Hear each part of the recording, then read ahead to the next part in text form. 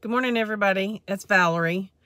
I want to talk today about the subject of practicing patience.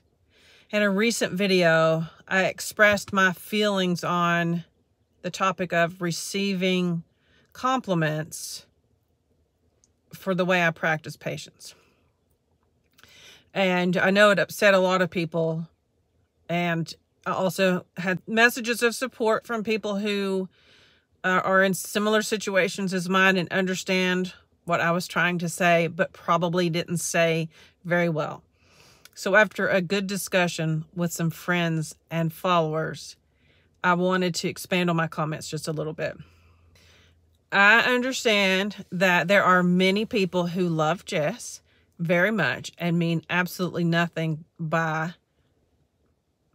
praising our patience. And I didn't emphasize that enough in my previous video where I talked about patience and getting compliments for patience.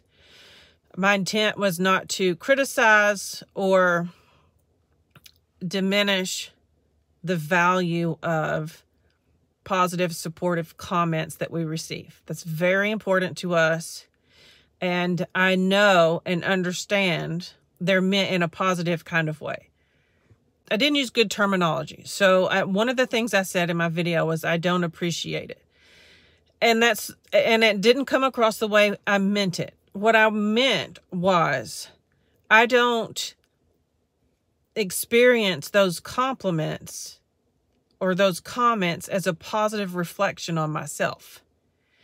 What I was trying to say and didn't say is that those comments make me feel awkward and uncomfortable because I don't know. I can't help the way they make me feel. They just do.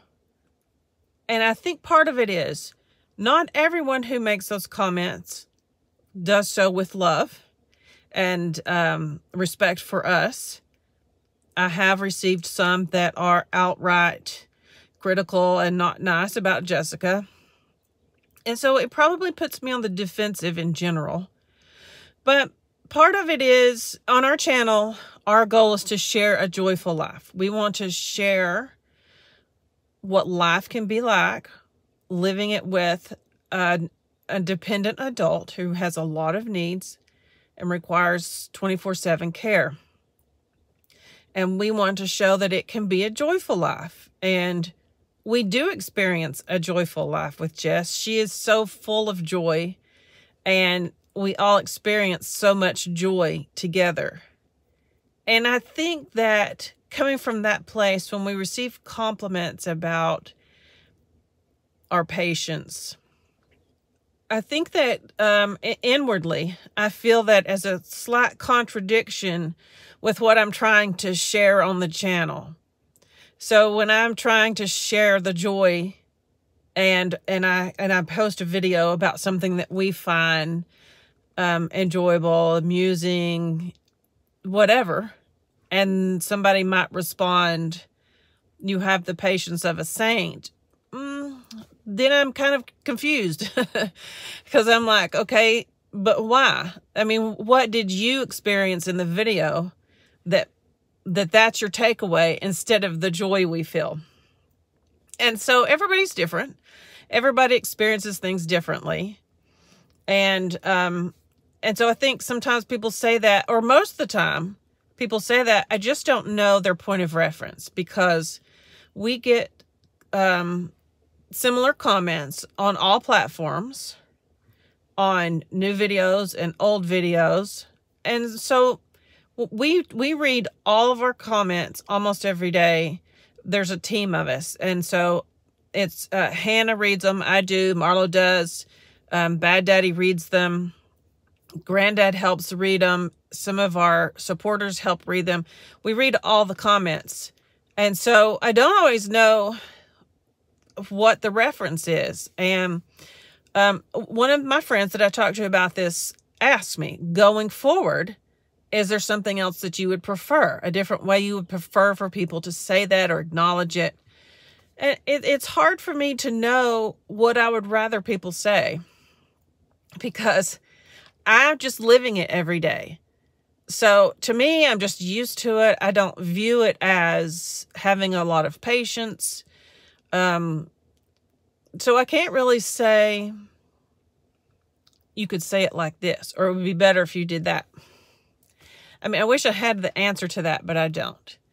I think one of the things that I would say would be, if you want to comment on something related to our patients, or a comment similar to that, I would say maybe put a little more reference into it about what about the video caught your attention, or what about the video do you feel like we did show extra patience, or I guess just a little more detail about the reference I think would help a lot. Sometimes people do that, and it's helpful to know just where they're coming from. Some of the reference could be about, are you talking about how much face pats we get? Or how repetitive she's being about something happy, or how repetitive she's being about something she's anxious about?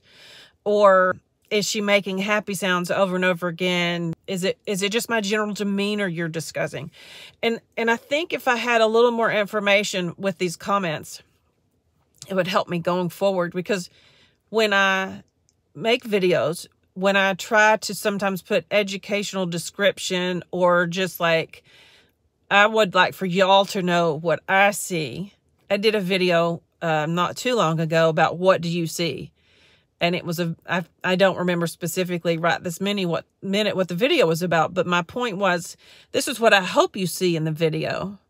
But some people will see something else, and some people will see something else. Some people will see positive, some people will see negative, but this is what I hope you see.